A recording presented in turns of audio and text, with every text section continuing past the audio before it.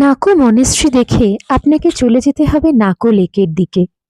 পাহাড়ের এত উঁচুতে একটা অদ্ভুত সুন্দর লেক কিভাবে তৈরি হলো তা জানা যায় না। এখানে যে প্রবল বৃষ্টি হয় তেমনও কিন্তু নয়, বরফ খোলা জলেই হয়তো এই লেকটা তৈরি হয়েছে। আর মনেস্ট্রি থেকে লেকে যাওয়ার পথটা যদি আপনারা দেখেন, তাহলে মনে হবে যে আমাদেরই পাড়াগাঁয়ের কোনো গলি দিয়ে বোধহয় যাচ্ছেন।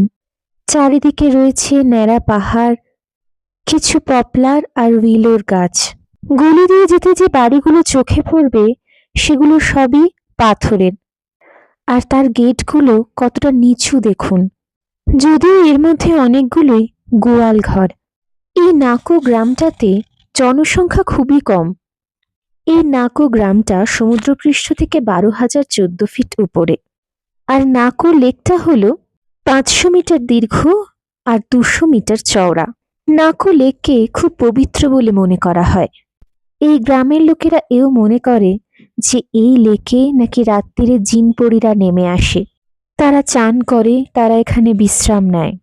আর সেই কারণেই নাকি রাত্রিবেলা এখানে সাধারণ মানুষ আসতে পারে না।